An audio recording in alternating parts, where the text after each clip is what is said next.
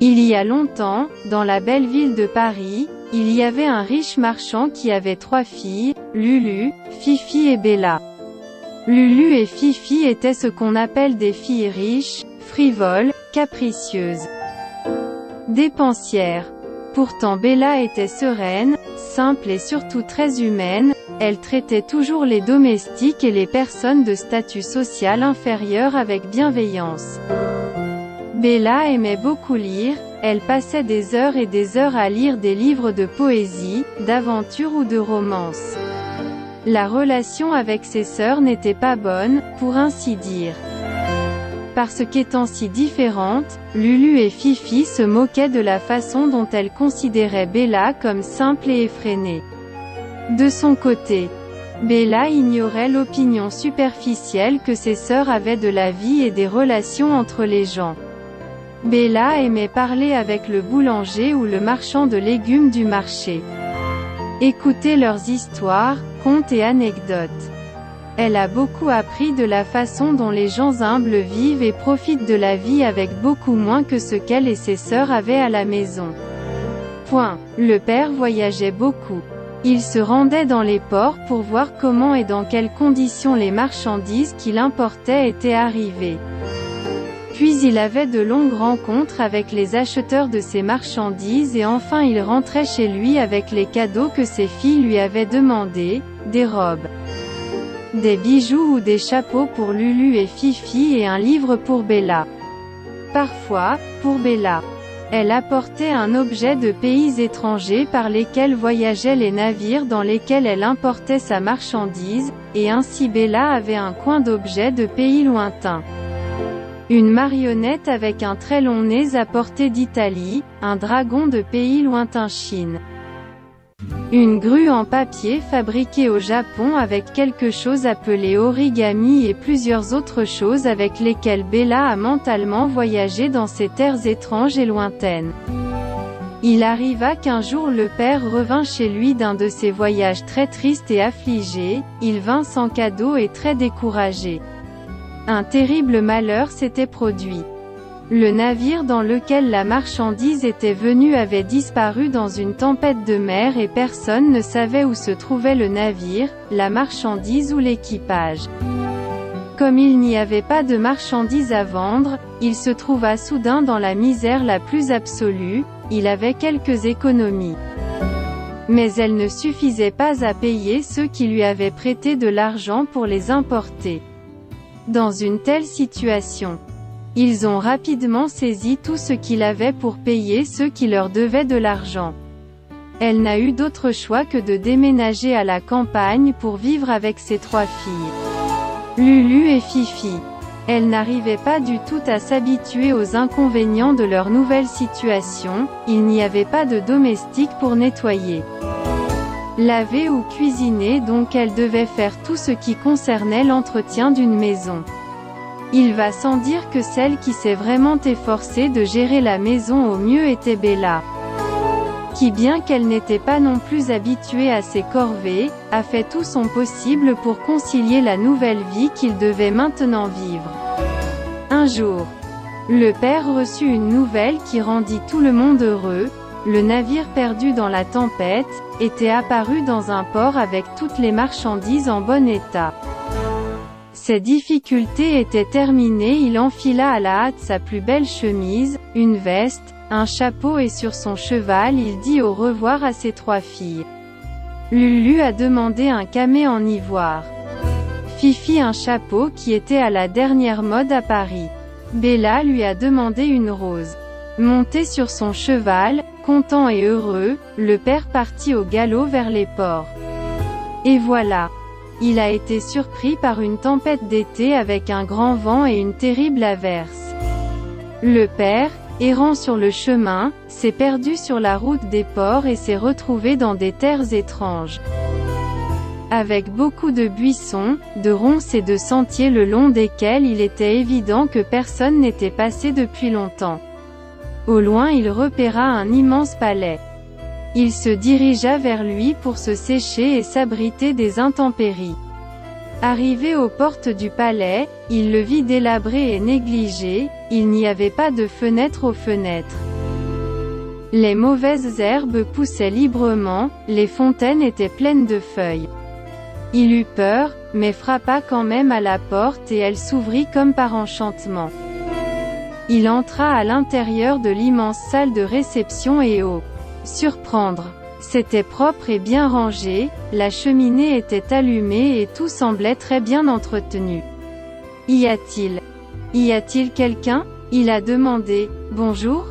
Je me suis perdu, désolé d'entrer, je voudrais me mettre à l'abri des intempéries, bonjour? Personne n'a répondu à ces questions. Je vais juste me réchauffer un peu à la chaleur du feu, je vais sécher mes vêtements, j'espère ne pas te déranger. Le silence était la réponse.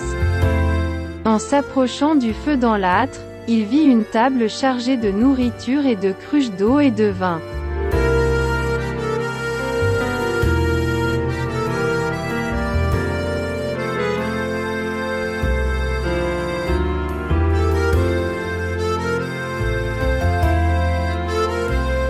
Il s'est un peu réchauffé en attendant que quelqu'un vienne lui parler. Mais personne ne s'est approché de lui, très surpris de tout ce qui lui arrivait, il s'est approché de la table et regardant partout au cas où il l'épirait. Il s'est assis pour manger la nourriture qui t'attendait là. Il mangea et assouvit sa faim et sa soif. Il regarda à nouveau autour de lui pour voir si des serviteurs il commença à ramasser la nourriture, mais tout était aussi silencieux et vide que lorsqu'il était entré. Il a traversé la pièce et a pu vérifier à quel point la personne qui possédait un tel palais devait être riche et splendide, il n'a pas pleinement compris à quel point l'extérieur était choquant. Laid, délabré et abandonné, et puis à l'intérieur il était si bien entretenu propre et soigné. Sans s'en rendre compte, le ventre plein et comme la chaleur de la pièce était douillette. Il s'endormit assis dans l'un des fauteuils moelleux. Quand il se réveilla, il fut un peu abasourdi de se retrouver à cet endroit. La table avait été débarrassée, nettoyée et tout était d'une propreté éclatante. Le feu dans la cheminée brûlait toujours. « Salut » redemanda-t-il, « merci beaucoup pour votre gentillesse. Je voudrais vous remercier en personne pour tant de gentillesse que vous avez eue avec moi. » Personne ne répondit à ces paroles, cependant, il sentit qu'il l'observait. Saisissant son chapeau et sa cape, il se dirigea vers la porte. « Merci les gens aimables, merci beaucoup pour votre hospitalité. » dit-il et quitta la pièce avec un peu d'étonnement devant le silence qui l'entourait. Le cheval était également sec et brossé, on pouvait voir qu'il avait été soigné et nourri. En allant à cheval, il a vu un rosier avec de belles roses, grandes et parfumées. Se souvenant de la demande de Bella, elle alla couper une de ses fleurs. À peine eut-il fait cela qu'il entendit un rugissement terrible derrière lui et soudain un être beaucoup plus grand que lui apparut devant lui, corpulent et avec un visage horrible. « Mon hospitalité ne te suffit pas, mais en plus tu me voles ?» balbutia le père, « Non, non. Tu es comme tout le monde, grondait-on, tu ne sais que profiter de la gentillesse de ceux qui t'entourent. S'il vous plaît, monseigneur, ne vous fâchez pas contre moi. J'ai été assez imprudent pour couper une rose pour ma fille Bella, ce n'est qu'une rose. Ta fille, tu mens, comme tout le monde, tu as peur de me voir, j'ai pris soin de toi. Je t'ai nourri, et c'est comme ça que tu me paies? Me mentir? » L'horrible être attrapa le père en suspens et l'emmena dans les cachots pour l'enfermer pour son affront. « Pitié supplia l'homme, s'il te plaît, pardonne-moi pour mon crime, qu'arrivera-t-il à mes filles si tu m'enfermes ?» La bête le regarda et lui donnant un miroir lui dit, « Montre-moi tes filles. C'est un miroir magique qui te montrera ce que tu veux voir. » L'homme prit le miroir et instantanément ses 3 filles se reflétèrent, Fifi et Lulu se toilettant et Bella lisant un livre. C'est bon, dit la bête, je te donne la permission d'aller leur dire au revoir une dernière fois et de tout laisser arranger pour qu'ils ne manquent de rien. Mais tu reviendras et si tu ne le fais pas j'irai chercher car toi et moi détruirons toute ta maison. L'homme à cheval s'éloigna en hâte de cet étrange endroit. Arrivé à la maison, elle raconta à ses filles les terribles événements qui lui étaient arrivés. Ne reviens pas, dit Fifi. Nous appellerons les gardes pour nous défendre de cet être, dit Lulu. Bella était silencieuse quand elle a vu le désespoir de sa famille. Tout était de ma faute, pensa-t-elle, si elle n'avait pas demandé la rose, cela ne serait pas arrivé. La nuit venue et pendant que tout le monde dormait, il sella le cheval et se dirigea vers le château du monstre. « Emmenez-moi au palais de la bête », dit-il au cheval et il l'a fait. Quand il arriva au palais, la bête sortit à sa rencontre avec un visage en colère. « Que fais-tu ici ? Je demande, je suis Bella, la fille de l'homme que tu as arrêté, je viens à sa place. Je vais payer pour son crime. » Quoi ? L'être rugit, qui a commis le crime, c'est lui, pas vous. Oui, répondit Bella, mais c'était de ma faute, si je n'avais pas demandé la rose. Rien de tout cela ne serait arrivé.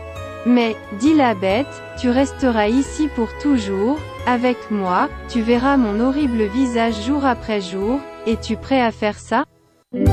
Bella le regarda et rassemblant tout son courage, elle hocha la tête. La bête emmena la Bella dans une belle pièce donnant sur les jardins arrière du palais. Jour après jour, Bella descendait et parcourait tous les coins du palais, la bête l'observait d'abord de loin, elle avait peur que Bella ressente du dégoût à son apparence. Mais au fur et à mesure que les jours passaient, elle s'approcha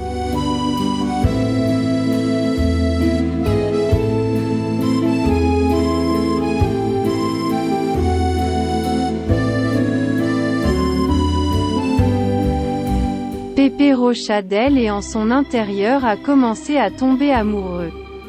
Bella, pour sa part, était reconnaissante de la gentillesse de la bête et au fil des jours, elle s'est habituée à sa brusquerie et a commencé à voir quelque chose de plus à l'intérieur de cet être apparemment horrible mais d'une grande gentillesse. La bête lui montra tous les coins et recoins du château, les endroits cachés dans les jardins, les recoins du palais d'où il pouvait voir de beaux levers de soleil ou d'incroyables couchers de soleil.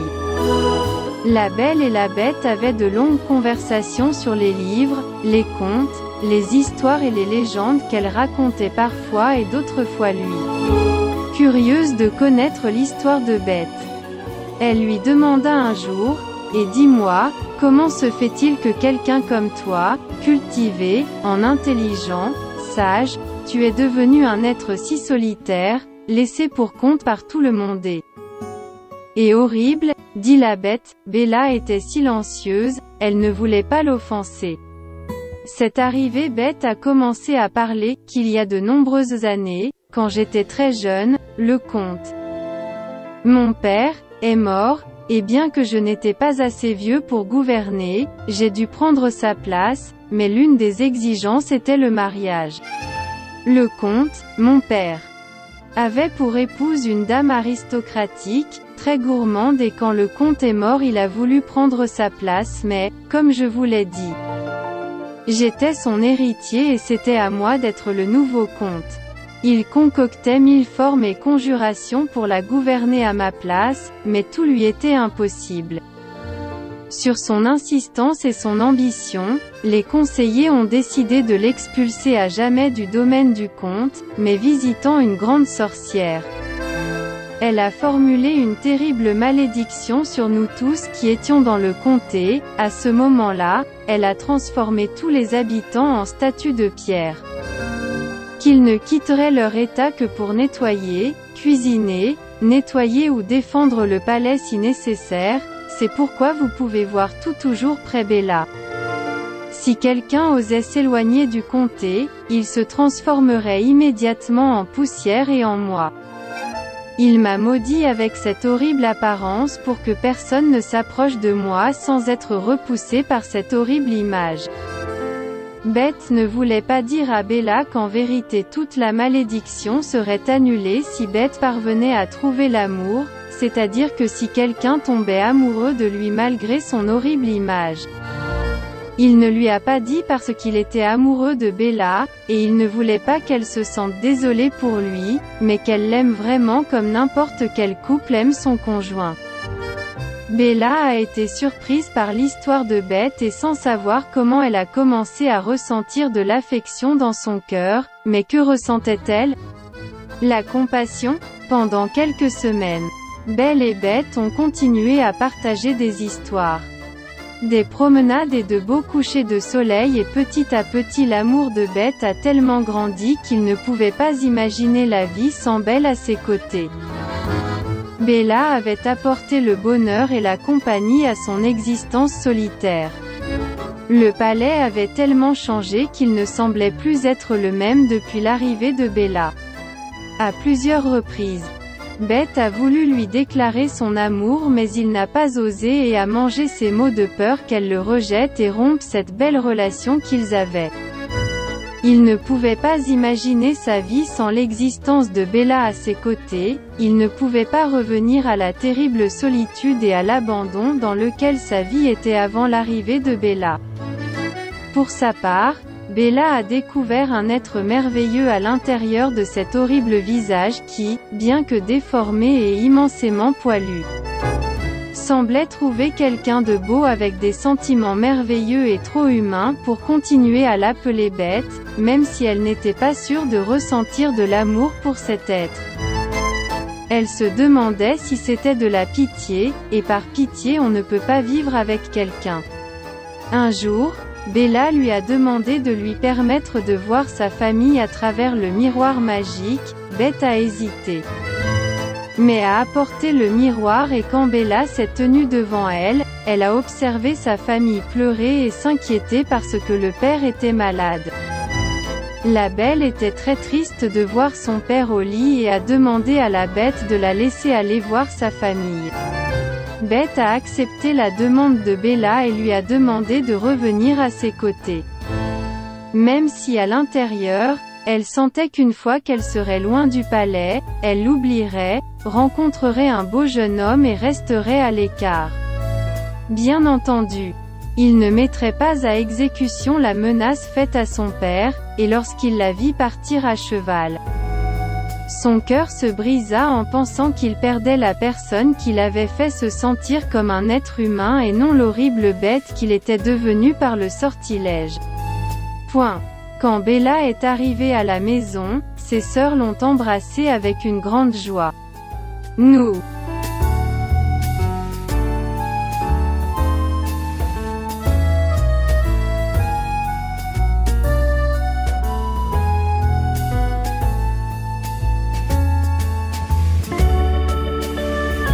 Est-ce pension que nous ne vous reverrions plus, lui ont-ils dit. Père en a eu assez de chagrin en sachant que tu t'étais donné à cet être horrible, il ne veut pas manger.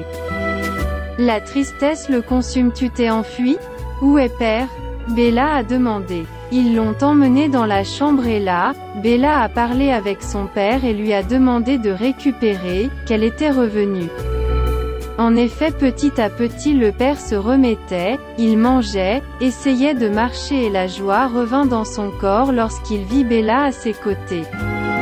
Bella passait de longues périodes assise avec ses sœurs et son père aux portes de la petite maison, elle leur racontait tout ce qu'elle avait vécu au château, les lieux qu'elle avait découverts. La malédiction de la bête, les couchers de soleil depuis les terrasses du palais et les allées, qu'a-t-il fait de son ravisseur?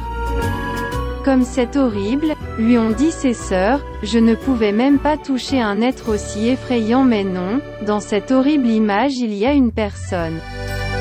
Quelqu'un qui rit et pleure et qui a des sentiments, des chagrins, des désirs, répondit Bella, son père la regarda sans rien dire. Il connaissait sa fille et savait qu'elle tombait amoureuse de cet être. Fille, lui dit-il, ne le fait pas oublier que c'est une bête, vous ne pouvez pas le considérer comme un être humain. Peut-être à cause de votre gentillesse il se comporte différemment, mais il ne cessera pas d'être une bête. Un ours sera toujours un ours peu importe les soins que vous lui accordez et s'il manque de nourriture il n'hésitera pas à vous manger. Son âme d'ours sera supérieure aux soins que vous lui aurez prodigués. Bella pensait à ces choses quand elle se blottissait dans son lit le soir. Mais en même temps elle se souvenait à quel point la bête était douce, gentille et agréable avec elle, tout ce qui avait changé depuis son arrivée au palais. Mais quels étaient ses sentiments pour la bête? Amour? La compassion? Piété? N'était-il qu'un bon ami? Sans s'en rendre compte, les jours passaient comme les minutes passaient, en un éclair. Le retour à la maison de Bella avait rendu la joie à cette petite maison de campagne.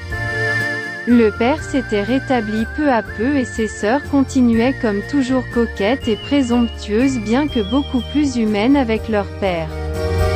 Au château de la bête peu à peu il languit dans sa tristesse, d'une part il regrettait d'avoir laissé partir Bella, s'il l'avait gardée à ses côtés peut-être.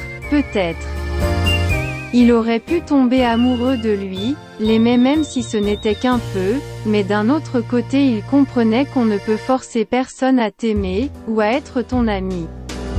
Ou même à apprécier d'être à tes côtés, comment pourrait-il garder Bella près de lui? Côté si elle ne l'aimait pas? Comment ne pas lui permettre d'être heureux? J'aimais Bella. Quand tu aimes quelqu'un tu ne peux pas lui mettre de chaîne pour qu'il ne te quitte pas, ce n'est pas de l'amour, l'amour c'est juste ça, l'amour. Se sentir heureux avec quelqu'un à tes côtés mais pas par la force mais par ta propre volonté. Bette passait des heures et des heures à augmenter sa tristesse et à penser à la solitude qu'il avait et qu'il aurait toujours à cause de cette apparence effrayante à laquelle il avait été condamné. La pensée et sa force sont aussi solides que les fondations de ce palais dans lequel il vivait. Peu à peu cette tristesse qu'il ressentait et son profond chagrin face à la solitude et à l'abandon faisaient une brèche dans sa capacité à résister au mal qui affligeait lui. Il ne mangeait pas. Il ne marchait pas, il sortait à peine et sa santé s'affaiblissait jour après jour. Il a erré dans les couloirs du palais, il s'est assis dans les escaliers et là. Il a passé des heures à penser à son malheur, à désirer Bella, à souhaiter ne pas lui avoir donné le miroir magique pour qu'il puisse au moins voir son visage même de temps à autre. Autant et donc il dépérissait. Dans la maison de campagne, tout n'était que bonheur et joie, père avait complètement recouvré la santé, Bella et ses sœurs parlaient de projets. De copains qui traînaient à la maison l'après-midi et même l'un d'eux qui a osé apporter une sérénade un après-midi d'été. Tout le monde heureux. Bella absorbée par toutes ces réjouissances et ces réjouissances avait oublié sa promesse de revenir au château, chaque nuit elle se disait « Dès que père ira mieux je m'en vais.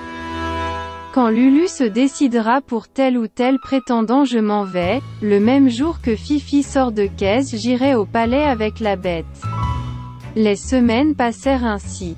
Bella avait même oublié qu'elle avait apporté le miroir magique avec elle. Une nuit, enveloppée dans ses pensées, elle se souvint du miroir et, le sortant de son emballage, lui demanda de lui montrer la bête.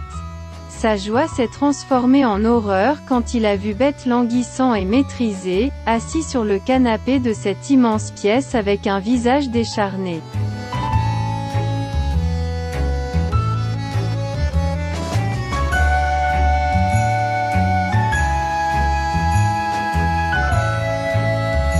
Et profondément maigre, Bette se perdait à la vue de tous.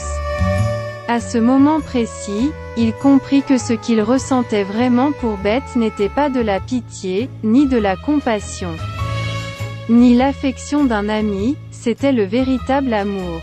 Son cœur se tordit à l'idée qu'il ne pourrait plus revoir Bette. Elle descendit et entra dans l'écurie. Sella son cheval et partit à la recherche de la bête.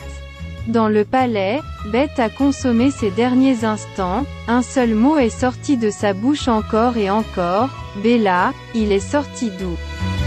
Comme s'il n'avait pas la force de laisser échapper le nom de sa bien-aimée, il a fermé les yeux en attendant pour qu'il se laisse enfin aller dans l'autre monde, où le charme ne serait plus présent et il serait le prince qu'il a toujours été. Les sons autour de lui s'estompèrent peu à peu et il vit une lumière lointaine et une voix qui l'appelait Bête, Bête. Rassemblant le peu, il ouvrit à moitié les yeux et vit Bella à ses côtés, pleurant sur lui en le prenant dans ses bras. Non, dit la voix, ne me quitte pas, s'il te plaît, je t'aime. Tu ne peux pas me quitter maintenant, je veux être toujours avec toi. Comme s'il s'agissait d'un médicament miraculeux. Ces mots remplissaient son corps émacié de vigueur et ouvrant complètement les yeux, il vérifia qu'il n'était pas mort, qu'il ne rêvait pas, qu'en effet Bella était à ses côtés. Le serrant dans ses bras et lui donnant de l'amour, cria-t-elle d'angoisse. Soyez, Bella, c'est vous. Balbutia, comment est-ce possible? Oh Bête, s'il te plaît, ne me quitte pas, je t'aime. Je n'avais pas compris jusqu'à présent. Mais Bella, lui dit-il, regarde-moi bien, tu as vu mon apparence horrible. Elle le regarda en souriant et l'embrassa de toutes ses forces. Je t'aime, dit-elle, je t'aime et c'est ce qui compte. À ce moment, quelque chose comme un rayon de lumière a illuminé la pièce, a atterri sur la bête et cet horrible visage a disparu et à sa place où il y avait d'énormes crocs, des dents sont apparues, où il y avait de longues oreilles, 2 oreilles humaines sont apparues. Les cheveux qui ont inondé le visage disparu laissant une barbe de plusieurs jours et devant les yeux étonnés de Bella, Bête se transforma en homme. Qu'est-ce qui s'est passé? Dit la belle stupéfaite, la malédiction a été brisée, cria-t-il, oh Bella, ton amour m'a rendu ma vraie apparence. Il la serra fort contre lui et cette fois c'est lui qui l'embrassa passionnément. Bella doutait de tout ce dont elle venait d'être témoin. Elle le regarda dans les yeux et vit ses yeux et cette tendresse qu'elle avait découvert dans Bête. Oui, c'était lui. Ils se sont étreints et ont passé un bon moment à se regarder, à rire et à se caresser. Au fil des jours, Felipe, parce que c'était son vrai nom et non Bête, a récupéré et est rapidement devenu fort et a complètement récupéré sa santé. Bella se méfiait de pouvoir aimer ce jeune homme après avoir aimé ce qui avait été auparavant, une bête, mais au fil des jours, des discussions, des promenades. Elle comprit que sous cette apparence de bête elle avait toujours caché Felipe, celui qui désormais la serrait dans ses bras, l'accompagnait et la faisait rire et rêver. Ils vivaient heureux et tous ceux qui connaissaient l'histoire la répandaient dans le monde entier, et ils terminaient toujours l'histoire de la Bella et la Bête en disant: seul l'amour est capable de briser les sorts les plus horribles.